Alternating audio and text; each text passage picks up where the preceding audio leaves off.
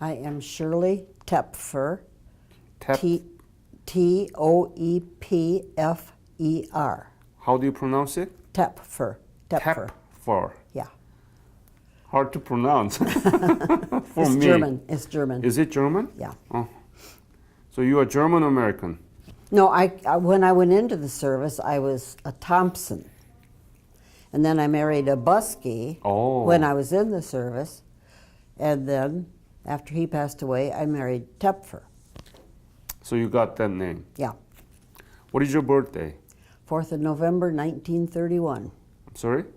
4th of November, 1931. 31. Uh-huh. And where were you born?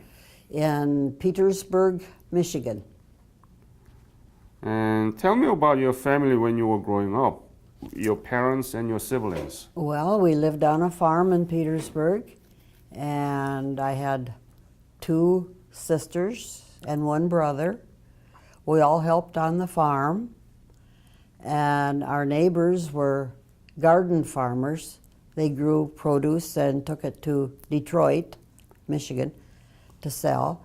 And so I worked on their farm along with my parents' farm. What your parents' farm do?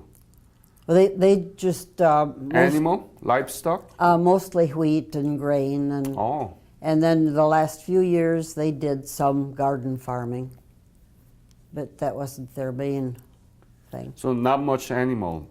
No, No, we had some. Everybody had pigs and cows back then. you did. Oh yeah, yeah, yeah, So good to be in the farm in the era of Great Depression, wasn't it? yeah. It was, and during the war, the World War II, we had German war prisoners working on our farm because we raised sugar beets, and that was part of the war effort. And so that was the experience, having all those German war prisoners working on our farm. German war prisoners? So they were the German soldier Yeah. brought back to the They United brought States? over here And to then- camps, and then they were sent out to the different farmers, and they used them. And they worked there and then go back to the Yeah. prison camp? I see. How were they, actually? Well, I was just a teenager at the time, and they warned us, now be careful of those German war prisoners, because we walked back and forth to school. But really, they should have warned us, you be careful of those MPs that are guarding them, because that was kind of boring, guarding those. And they would, talk to us girls, and it was kind of interesting. Interesting, right? Yeah. Tell me about the school you went through. It was a township school, Summerfield Township. And my dad was a school bus driver. So we were the first ones on the bus and the last ones off at night. And we had to clean the buses when we got home.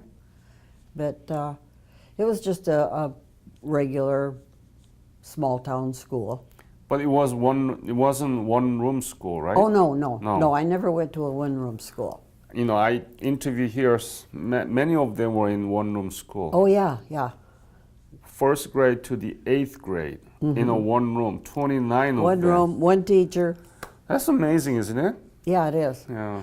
Our farm was right on the border. If we'd have been over just a little bit further, we'd have had to go to the one-room school. But we were close enough, we went to the town school. So you were lucky. Yeah. When did you graduate high school, and what high school did you graduate? Graduated from Summerfield High School in 1950. May of 1950. Did you learn anything about Korea at the time? No. There was nothing in the school about that. No. So you didn't know where Korea was?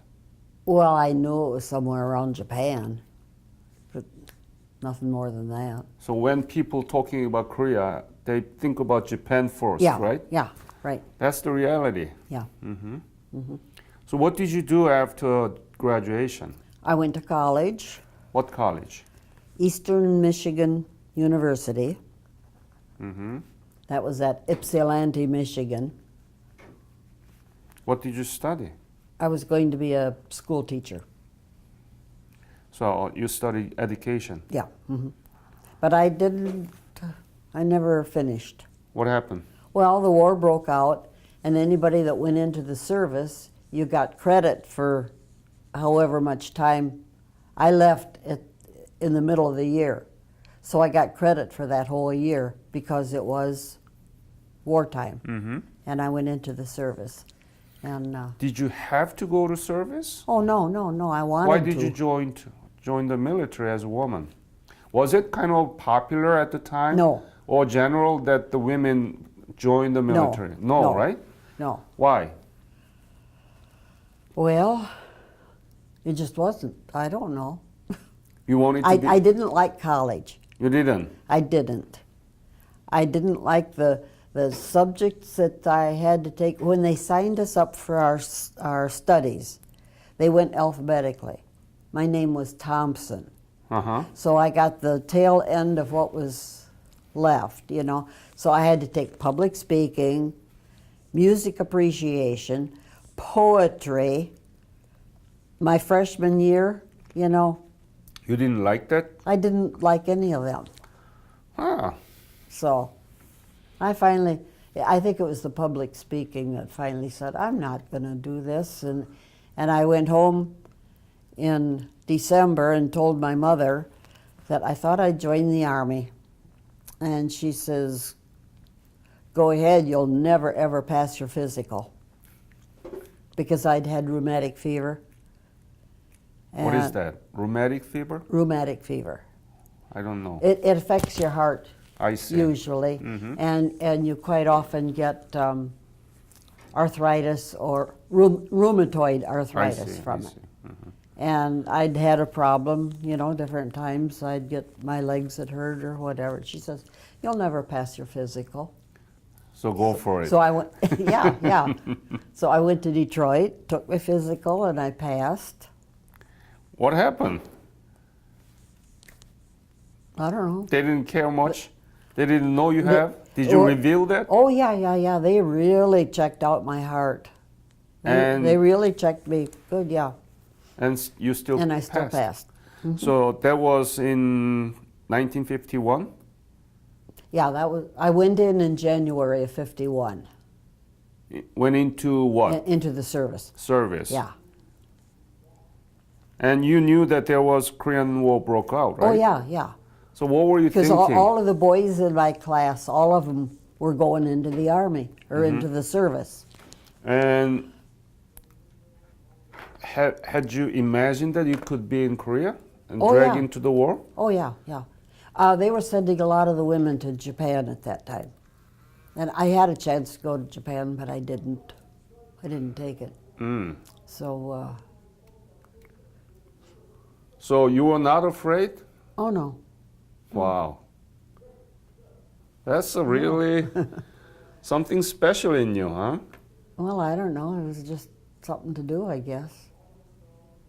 A lot of my boyfriends, you know, the men in my class, the boys in the class were all going, and so I kind of thought, well, why not? You going with them?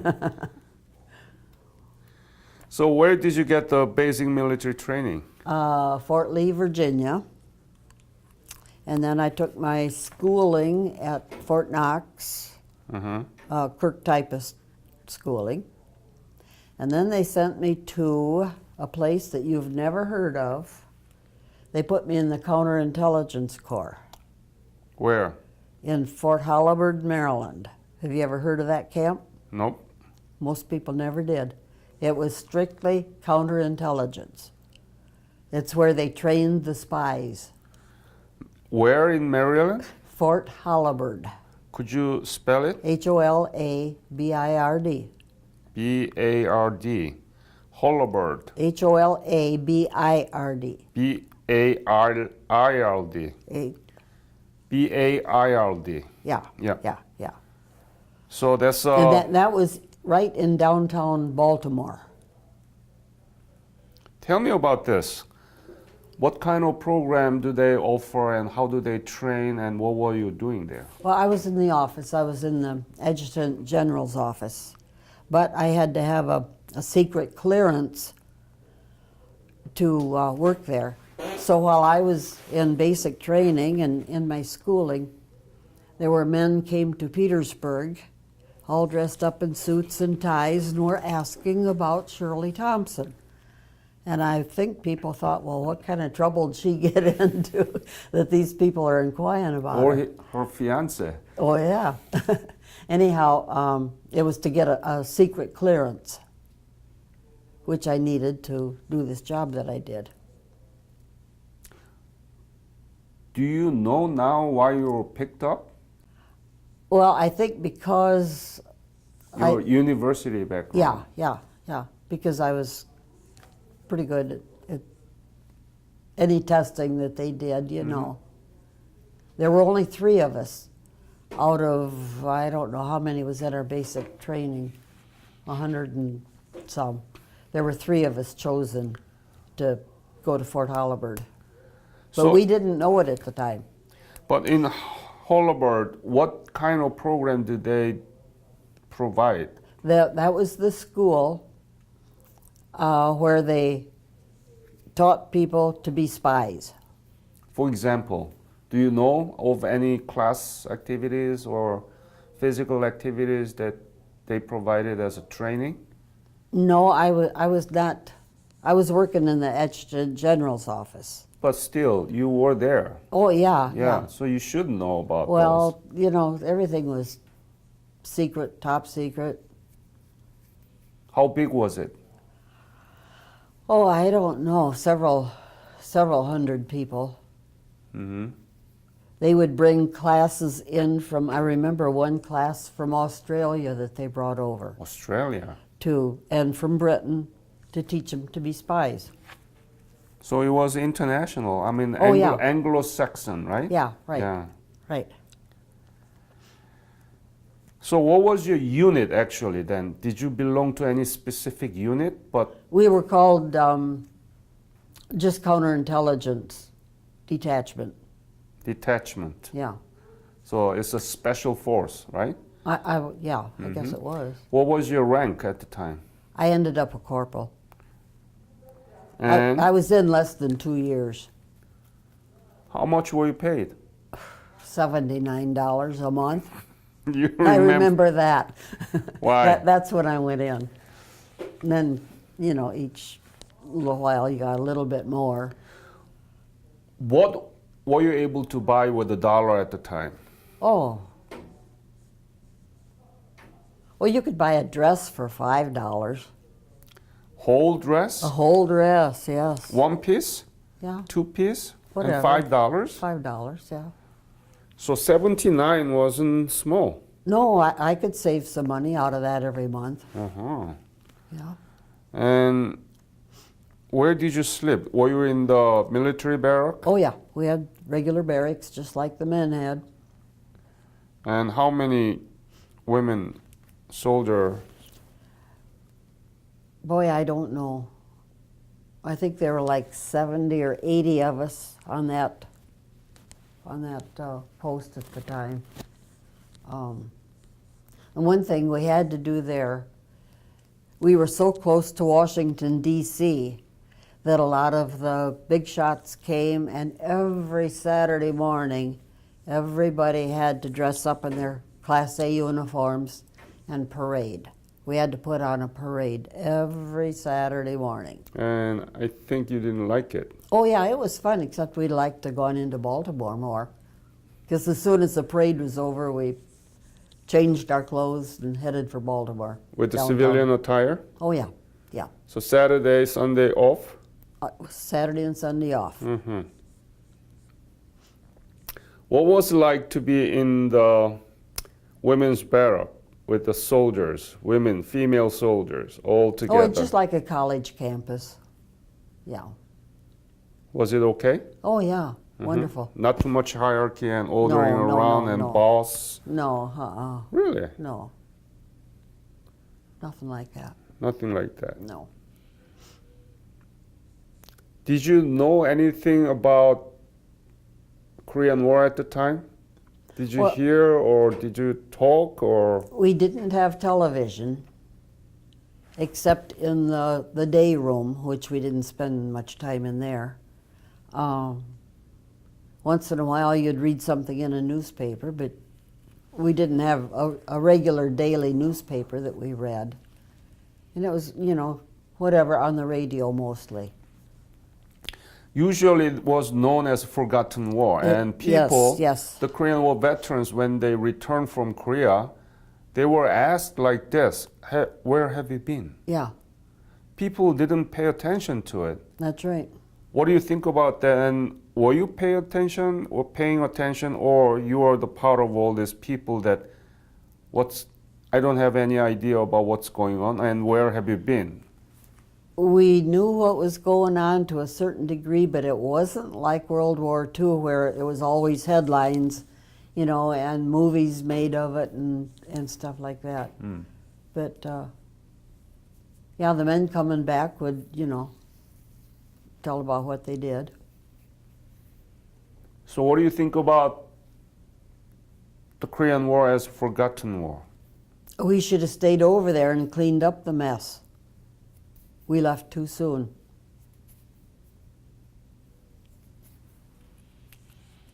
So when were you discharged from the military? Oh, well, that's another story. Tell me.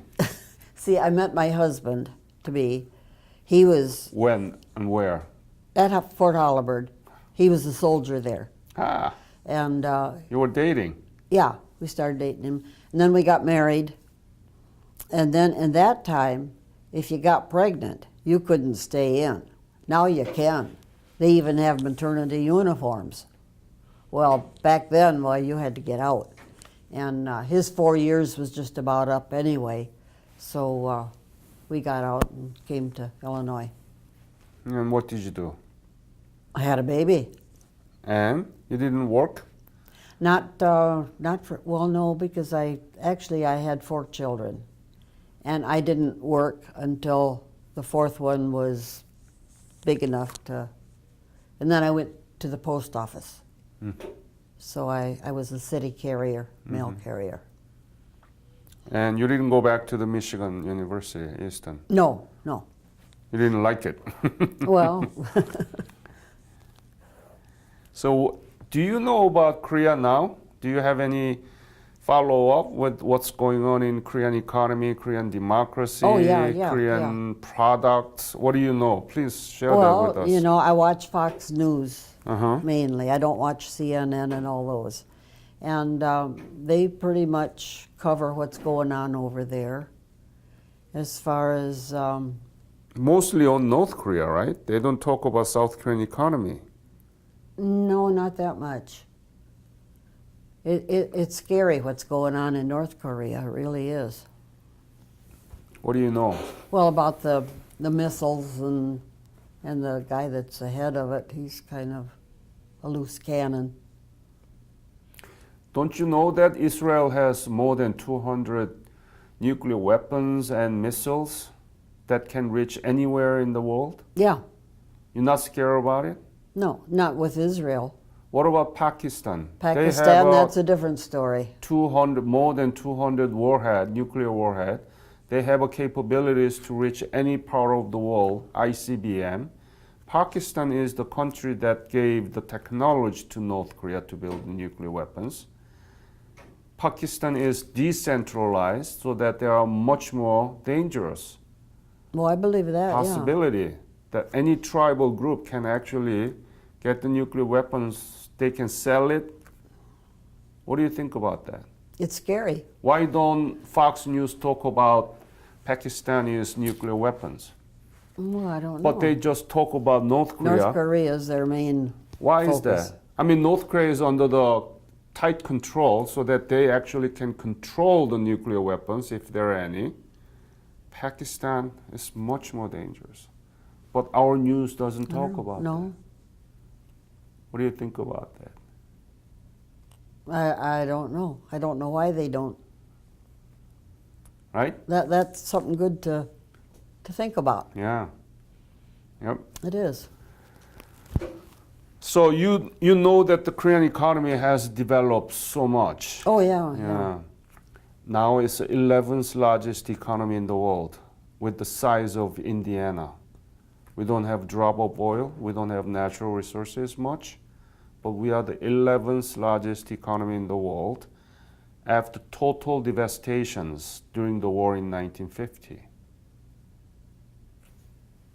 That's great.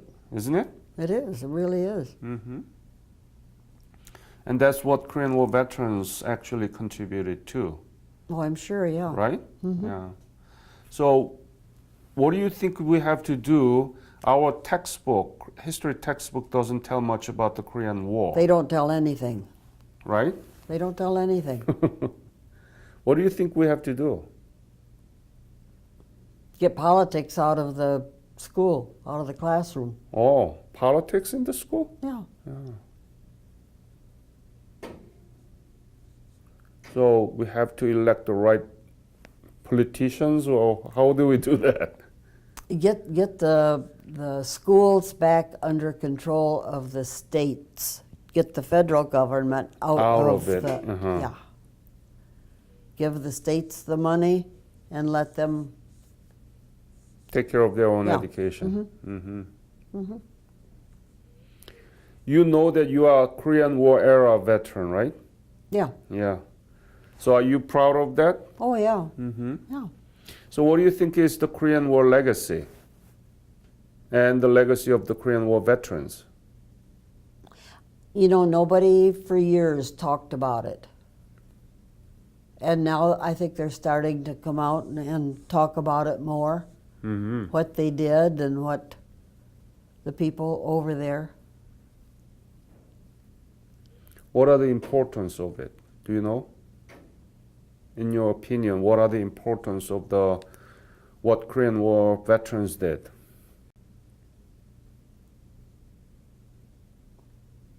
Well, they stopped the aggression over there so that it didn't come over here. The communism, right? Yeah. Yeah. And gave the opportunity for Korean people to rebuild their nation. Yeah. Have you been back? I mean, have you been to Korea ever? No. No. Never. So what would you say to our young children about your service in the military? What would you say? I'd say that I had a good time. I was proud of what I did. And if you feel like you'd like to go into the military, I'd encourage it. Trouble is, you know, now the way the world is, I'd hate to tell my grandkids, you know, go for it. And then they get over there and get killed or something, because you don't know. Yeah. It's so different, isn't it? It is, yeah. It's so different from what your mom told you. Yeah. Right. Yeah. How many grandchildren do you have? Oh, 6 or 8. Are they all grown up? I got one, he's a freshman this year in high school. And the rest of them are all out of high school. Any of them in the military? No. No. No. And you're not encouraging them to go? You're one in the high school? No. Great, Shirley. Any other episode or any message that you want to leave to this interview? Oh, I really can't think of anything. You're pretty good at asking questions.